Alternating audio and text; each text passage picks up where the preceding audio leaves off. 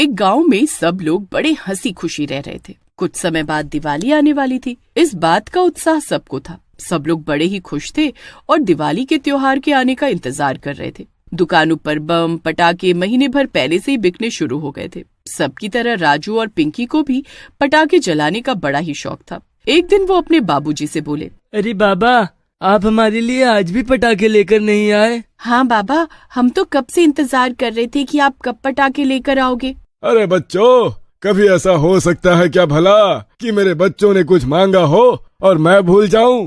तभी हीरा अपने थैले से पटाखे निकालकर राजू और पिंकी को दे देता है। बच्चे पटाखों की थैली लेकर खुशी से पागल हो जाते हैं। चलो पिंकी, बाहर चलकर पटाखे जलाते हैं। हाँ भैया, चलो चलो। अरे ये पटाखे अभी के लिए नहीं है, समझे? ये दिवाली पर ही जलाना।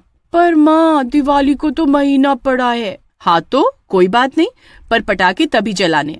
सरिता दोनों बच्चों को डांट देती है और बच्चे उदास होकर वहाँ से चले जाते हैं। उनके जाने के बाद हीरा सरिता से बोलता है, अरे सरिता, तुम भी ना जलाने देती बच्चों को पटाखे। बेकार में उनको नाराज कर दिया। कोई बात नहीं, सुबह तक सब ठीक हो जाएंगे। रात को सब सो जाते हैं। आधी रात को जब पूरा गांव सो जाता है तब दरवाजे पर किसी के खटखटाने की आवाज आती है। काफी देर तक आवाज आने के बाद सरिता की नींद टूट जाती है। अरे ये इतनी रात को दरवाजा कौन खटखटा रहा है? अजी जरा उठकर देखो ना, आखिर कौन है बाहर। अरे कोई कुत्ता वुत्ता होगा। तुम सो जाओ और मुझे भी सोने दो। दरवाजे के खटखटाने की आवाज फिर से आने लगती है। सरिता से रहा नहीं जाता और वो उठकर देखने ही चल देती है। अब जैसे ही वो दरवाजा खोलती है तो उसके हाथ पैर बुरी तरह से कांपने लगते हैं। उसके सामने एक चुड़ैल खड़ी हुई होती है। सरिता चीखने की कोशिश करती है पर उसके गले से आवाज ही नहीं निकलती। मुझे पटाखे चाहिए, मुझे पटाखे ला कर दो। पटाखे? हाँ पटाखे, जल्दी से ला कर दो मुझे। पर हमारे घर में कोई पटाखे नहीं है। इस बात पर वो चुड़ैल गुस्से से लाल हो जाती है। झूठ बोलती है। हाँ, मुझसे झूठ बोल रही है तू। मैं पटाखों की खुशबू सूंघ लेती हूँ। मुझे पता है इस घर में पटाखे हैं। अब जल्दी से जाकर सारे पटाखे मुझे ला कर दे दे, समझी? अच्छा, ठीक है, मैं अभी ला कर देती हूँ। सरिता जल्दी से अंदर जाती है और पटाखे लाकर उस चुड़ैल लड़की को दे देती है। पटाखे देखकर वो चुड़ैल बड़ी खुश हो जाती है। इतने सारे पटाखे, वाह वाह वाह, बड़ा मजा आएगा। ये तो बहुत सारे हैं। चुड़ैल खुश होकर वहाँ से चली जाती है। उसके जाते ही सरिता जल्दी से दरवाजा बंद कर लेती है। उसके बाद वो जाकर हीरा को उठाती है और उसे चुड़ैल के बारे में बताती है। हीरा उसकी बात पर यकीन ही नहीं करता। अगली सुबह बच्चों के जिद करने पर हीरा चुपके से उनको पटाखे देने लगता है, पर उसे वहाँ कोई पटाखे नहीं दिखते। तभी वो सरिता से पूछता है, सरिता, यहाँ तो पटाखे रखे थे ना, तुमने कहाँ रख दिए? हे भगवान, कल रात को मैंने तुमको सारी बात बताई है, फिर भी पूछ रहे हो। कौन सी बात? इतना भी क्या नींद में सोना कि कुछ याद नहीं? कल रात पटाखे मांगने वाली चुड़ैल हमारे घर का दरवाजा आधी रात में पीट रही थी। जब मैंने जाकर दरवाजा खोला तो वो मुझसे पटाखे मांगने लगी। मैं तो पहले इतना डर गई और फिर मैंने हिम्मत करके उसे बोला कि यहाँ कोई पटाखे नहीं है। फिर क्या हुआ? फिर वो बोली कि मैं तो पटाखे की खुशबू सूंघ लेती हूँ, मुझे पता है पटाखे यही है। मुझे फिर उसे सारे पटाखे देने पड़े। हे भगवान, ये हमारे गाँव में पटाखे मांगने वाली चुड़ैल कहाँ से आ गई? भगवान जाने, पर अब कोई पटाखे लेकर घर मत आना, वरना वो फिर से आ जाएगी। हाँ, तुम सही कहती हो। अब मैं घर पर कोई पटाखे नहीं लाऊंगा। अरे तो हम दिवाली पर क्या जलाएंगे? अरे वो हम तब की बात तब सोचेंगे। उसके बाद फिर से रात को वो चुड़ैल गांव में घूमने लगती है और सब जगह सूंघने लगती है। सूंघते सूंघते वो हरिया के घर की तरफ बढ़ती है और फिर उसके घर का दरवाजा खटखटाने लगती है। अरे कौन मर गया अब इतनी रात को? हरिया नींद में आकर दरवाजा खोलता है, पर सामने चुड़ैल को देख उसकी सारी नींद उड़ जाती है। हरिया के हाथ पांव फूल जाते हैं और वो लड़खड़ाती हुई जुबान से चुड़ैल से बोलता है, चुड़ैल, ये तुम मेरे घर पर क्यों आई हो? अच्छा सवाल है। मैं तुम्हारे घर पटाखे लेने आई हूँ। तुम्हारे घर से पटाखों की बड़ी अच्छी खुशबू आ रही है। चलो जल्दी से सारे पटाखे लेकर मुझे दे दो। अरे नहीं, अब वो पटाखे तो मैं अपने बच्चों के लिए लाया हूँ। किसी के लिए भी लाए हो, पर अब वो मेरे पटाखे हैं। चल जल्दी से जाकर वो पटाखे मुझे ला कर दे, वरना। हरिया चुड़ैल से डर जाता है और जल्दी से अंदर से सब पटाखे लेकर चुड़ैल के हाथ में रख देता है। देखो, सब पटाखे ले आया हूँ। अब मेरे पास कुछ भी नहीं बचा। अच्छी बात है। इतना कहकर चुड़ैल वहां से खुशी खुशी अपने पटाखे लेकर चली जाती है। उसके बाद हरिया गुस्से में बड़बड़ाते हुए बोलता है, मुझे पागल कुत्ते ने काटा है क्या, जब मैं वापस पटाखे खरीद कर लाऊंगा। हरिया अंदर जाकर सो जाता है और अगले दिन गांव में उस पटाखे मांगने वाली चुड़ैल के चर्चे होने लगते हैं। हर कोई उसी के बारे में बात कर रहा होता है। हे भगवान, अब हम क्या करेंगे बताओ। चुन्नू के पापा तो शहर गए हैं और बोल रहे थे कि वहां से ढेर सारे पटाखे लाएंगे। अब तो वो चुड़ैल ही सब पटाखे मांग कर ले जाएगी। हैं? बताओ कैसी चुड़ैल है ये? इस बार हमारी दिवाली बिना पटाखों की जाएगी क्या? अरे पर वो उन पटाखों का करेगी क्या? सब लोग अपने अपने घर चले जाते हैं। अब रात को सब लोग अपने अपने घर के पटाखे छुपा कर रख देते हैं। उनको लगता है कि चुड़ैल उनके पटाखों की खुशबू सूंघ नहीं पाएगी, पर ऐसा बिल्कुल भी नहीं होता। चुड़ैल सीधा सबसे पहले कमला के घर जाती है और दरवाजा खटखटाने लगती है। हे भगवान, मैं क्या करूं, लगता है वही चुड़ैल है। मैं दरवाजा ही नहीं खोलूंगी, देखती हूँ फिर कैसे आएगी वो अंदर। कमला अपने घर का दरवाजा ही नहीं खोलती और चुड़ैल दरवाजा पीटती रहती है। लगता है इन्हें पता चल गया कि बाहर मैं हूँ, तभी ये लोग दरवाजा नहीं खोल रहे। अभी बताती हूँ इनको। चुड़ैल और जोर से दरवाजा पीटने लगती है। दरवाजा पीट पीट कर वो उसे तोड़ ही देती है और अंदर आकर जोर से चिल्लाने लगती है। अरे ये तो घर के अंदर ही आ गई और ऊपर से मेरा दरवाजा भी तोड़ डाला। कमला जल्दी से बाहर जाती है। बाहर जाकर देखती है चुड़ैल उसके घर के अंदर ही खड़ी हुई है और वो गुस्से से लाल है। तुम्हारी इतनी हिम्मत जो तुमने दरवाजा नहीं खोला। मुझे पागल मत बनाओ समझी। जल्दी से अब सारे छुपाए हुए पटाखे निकाल कर ले आओ। हाँ, मैंने कोई छुपा थोड़ी रखे है। मैंने सोचा था जब तुम आओगी तो फटाफट तुमको निकाल कर दे दूंगी। कमला डर के मारे सारे छुपाए हुए पटाखे उस चुड़ैल को लाकर दे देती है और चुड़ैल के जाने के बाद उसे खूब कोसती है। मेरे बच्चों के सारे पटाखे ले गई। अरे चुड़ैल होकर जाने क्या करेगी पटाखों का। अगले दिन गांव के सभी लोग इकट्ठा होकर चुड़ैल के बारे में बातें कर रहे होते हैं। अरे इस चुड़ैल का कुछ तो करना ही पड़ेगा, वरना बिना पटाखों के बच्चे आखिर दिवाली कैसे मनाएंगे। सही कहा तुमने, पर हम करें भी तो क्या। उस चुड़ैल को पकड़ने का कोई तरीका ढूंढते हैं। तरीका छोड़ो, पहले ये पता करो कि वो चुड़ैल का पटाखा ले जाने का मकसद क्या है। हाँ यह भी है, एक काम करते हैं, आज रात उसका पीछा करते हैं। बस फिर रात को सब लोग चुड़ैल के आने का इंतजार करते हैं। जैसे ही वो पटाखे मांगकर ले जाती है तो हरिया और हीरा दोनों उस चुड़ैल का पीछा करने लगते हैं। चुड़ैल पटाखों की थैली लिए बड़ी खुश होती है। वो खेतों की तरफ से होती हुई आगे बढ़ती चली जाती है। अरे यह चुड़ैल कहाँ जा रही है? अरे अभी पता चल जाएगा, तुम सब बस चलते रहो, वो भी अपना मुंह बंद करके। हरिया और हीरा दोनों ही चुड़ैल का पीछा करते हुए एक सुनसान जगह पहुंच जाते हैं। उस जगह पर चुड़ैल का घर होता है। चुड़ैल अपने घर के अंदर जाकर दरवाजा बंद कर लेती है। अरे इसने तो दरवाजा भी बंद कर लिया, अब क्या करें? चलो ना किसी खिड़की से देखते हैं। फिर दोनों चुड़ैल के घर के अंदर खिड़की से झांकने लगते हैं। चुड़ैल का पूरा घर पटाखों से भरा हुआ होता है। हीरा और हरिया दोनों वापस गांव में आकर सबको उस चुड़ैल और उसके पटाखों से भरे घर के बारे में बताते हैं। तभी एक पंडित बोलता है, उस चुड़ैल को खत्म करने का यही सही तरीका है। कौन सा तरीका? दिवाली की रात ही ऐसी चुड़ैलों की ताकत बढ़ती है और यही सही दिन है उसे मारने का भी। जब वो अपने घर में होगी तो उन पटाखों को आग लगा दो और वो उन्हीं पटाखों में जलकर राख हो जाएगी। सब गांव वालों को ये तरीका बड़ा पसंद आता है। अब सब लोग बस दिवाली का इंतजार करते हैं। जैसे ही दिवाली आती है तो छोटी दिवाली की रात ही गांव के कुछ लोग उस चुड़ैल के घर पहुंच जाते हैं। जब वो अंदर झांककर देखते हैं तो चुड़ैल बड़े मजे से सो रही होती है। बस उसी वक्त हरिया माचिस की तिल्ली जलाकर पटाखों में फेंक देता है। कुछ ही पल में भड़बड़ करके पटाखे जलना शुरू हो जाते हैं और चुड़ैल डर के मारे उठ जाती है।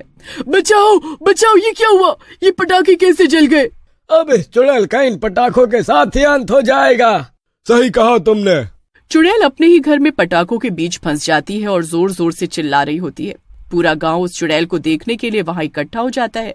अरे मुझे क्यों मार रहे हो? मैंने तो तुम्हारे बच्चों की भलाई के लिए ऐसा किया था। मैं पहले ही पटाखों की वजह से मर गई थी, इसलिए मैं नहीं चाहती थी कि तुम्हारे बच्चे पटाखे जलाए। ये सुनकर सब हैरान रह जाते हैं। सब बड़ी कोशिश करते हैं पर वो चुड़ैल अपने ही पटाखों में जलकर खत्म हो जाती है। अरे यह तो हमारी भलाई के लिए ही ऐसा कर रही थी। हाँ सही कहा, पर चलो उसे मुक्ति तो मिली, कब तक ऐसे भटकती। चलो अब अपने अपने घर चलकर दिए जलाते हैं और हमेशा की तरह मिलकर दिवाली मनाते हैं। हाँ हाँ चलो चलो। बस फिर सब लोग अपने अपने घर आकर दिए जलाते हैं। उसके बाद बचे खुचे पटाखों को सब बच्चे मिलजुल कर जलाते हैं और दिवाली की खुशियां मनाते हैं। एक समय की बात है जब एक छोटे से गांव में एक बहुत ही गरीब परिवार रहता था।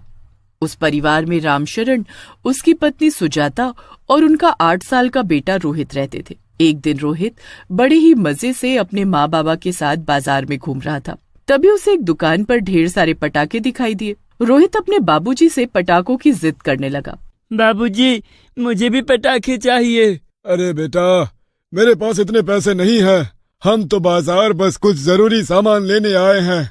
जब कुछ दिलाना नहीं था तो लेकर ही क्यों आए? मुझे वापस ले चलो अभी के अभी। अरे बेटा, ऐसी जिद नहीं करते। देखो, अभी हमारे पास पैसे नहीं है। थोड़े दिन बाद जब बाबूजी को तनख्वाह मिलेगी तो तुमको पटाखे भी दिलवा देंगे। सब बच्चे अभी से पटाखे जला रहे हैं, बस मेरे ही बाबूजी मुझे कुछ नहीं दिलाते। रोहित बड़ा ही गुस्सा हो जाता है, पर उसके माँ बाप के पास इतने पैसे ही नहीं होते कि वो उसे मनाने के लिए पटाखे दिला सके। वो सब बिना बाजार घूमे ही घर वापस आ जाते हैं। रोहित बहुत नाराज होता है। खिड़की पर खड़ा वो दूसरे बच्चों को बम पटाखे जलाते हुए देख रहा होता है। अरे देख मुन्नी, ये अनार कितना ऊपर तक जाता है। मुझे तो डर लगता है अनार से। मेरी तो ये रंग बिरंगी फुलझड़ी ही अच्छी है। चुन्नू और मुन्नी घर के बाहर अपने पटाखे जला रहे होते हैं और रोहित उनको देखकर मुस्कुरा रहा होता है। थोड़ी देर बाद जब चुन्नू रोहित को आवाज देता है तो रोहित उदास हो जाता है और चुन्नू से बोलता है, नहीं, मैं नहीं आ सकता, मेरे पास पटाखे ही नहीं हैं। ओह, ये तो बहुत बुरा हुआ। तुम्हारे बाबूजी तुम्हारे लिए अभी तक पटाखे नहीं लाए। देखो ना, अपना रोहित कितना उदास है। उदास तो इसलिए है क्योंकि उसे छोड़ सब बच्चे अभी से पटाखे जला रहे हैं। तुम ये भी समझो ना कि हमारे पास खाने को तो है नहीं, तो फिर पटाखे कहाँ से लाएं? अरे मैंने कहाँ कुछ कहा। मैं तो सब समझती हूँ, पर अभी रोहित छोटा है इसलिए कुछ समझता नहीं। चलो अब जाने दो, चलकर सोते हैं। रामशरण और सुजाता अंदर जाकर सो जाते हैं और रोहित भी गहरी नींद में सो चुका होता है। रात को गांव में एक भूत आता है। उसके पास एक बड़ा सा बैग होता है। वो भूत रोहित के घर का दरवाजा खटखटाने लगता है। खटखटाने की आवाज से रोहित की आंख खुल जाती है। अरे, ये इतनी रात को खटखटाने की आवाज कैसी? माँ बाबूजी तो अंदर सो रहे हैं। कोई नहीं, मैं ही देख लेता हूँ। रोहित आंखें मलता हुआ उठता है और दरवाजा खोलता है। रोहित की एकदम से नींद ही उड़ जाती है। उसके सामने एक भूत खड़ा हुआ होता है जिसके हाथ में एक डिब्बा होता है। भूत, भूत। डरो मत बच्चे, मैं तुमको कुछ नहीं करूँगा। मैं तो तुम्हारे लिए ये पार्सल लाया हूँ। ये क्या है? ये तुम्हारे लिए है। इसे दिवाली पर ही जलाना और किसी को इसके बारे में मत बताना। इतना कहकर वो भूतिया डिलीवरी बॉय वहां से चला जाता है। उसके बाद रोहित बड़ा खुश होकर अपने बिस्तर पर आकर बैठ जाता है और पार्सल को खोलने लगता है। जब वो उस डब्बे को खोलता है तो उसमें ढेर सारे पटाखे होते हैं।